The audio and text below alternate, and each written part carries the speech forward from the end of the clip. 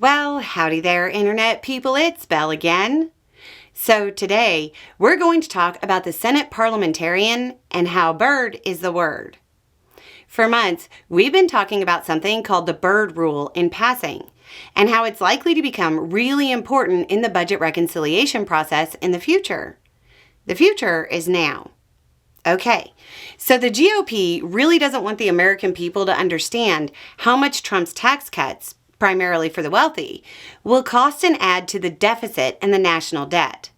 So they are signaling they'll try to bypass the Senate parliamentarian. That's the Senate's rule keeper. The issue is that Trump's gift to the rich is incredibly expensive, and under current rules, the deficit needs to be offset by cuts. So they want to change the accounting method from under current law baseline to under current policy baseline, which means they can pretend like the massive incurred debt doesn't exist. They are setting up to bypass the Senate parliamentarian and just allow Budget Chair Lindsey Graham of South Carolina to say that's the new rule. This is where the Senate's Byrd rule comes in.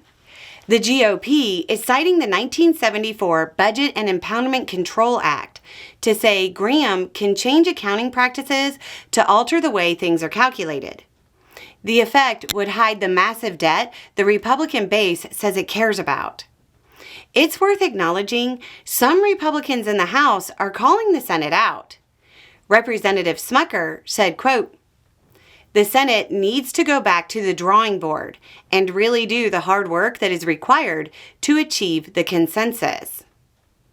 The Byrd rule prohibits raising the deficit by increasing spending or reducing revenue in the years beyond the window of the reconciliation package.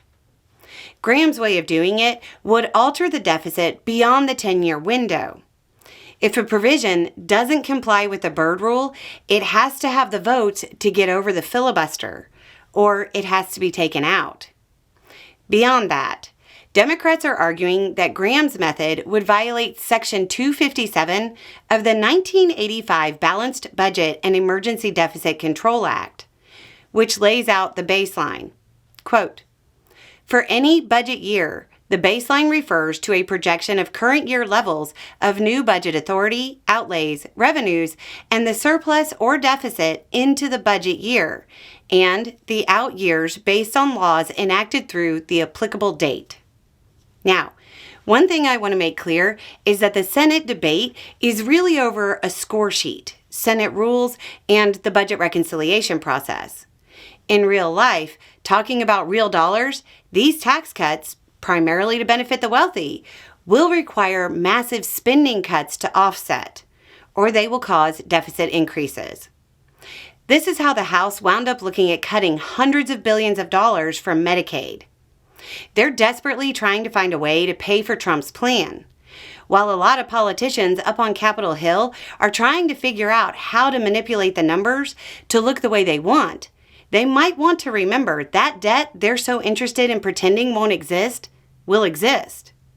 It doesn't go away simply because they bypass the parliamentarian. They're looking at the Byrd rule. They might want to start looking at the bond market. Moody's recently warned that America's rating relies on, quote, "the unique and central roles of the dollar and treasury bond market in global finance." The report also says, quote, "The potential negative credit impact of sustained high tariffs, unfunded tax cuts, and significant tail risks to the economy have diminished prospects that these formidable strengths will continue to offset widening fiscal deficits and declining debt affordability." This is, in essence, the GOP printing a fake bank statement with a lot of extra money to show off to its base. Sure, some people might believe it, but if you use your debit card like that statement is real, you're going to run into trouble. Anyway, it's just a thought. Y'all have a good day.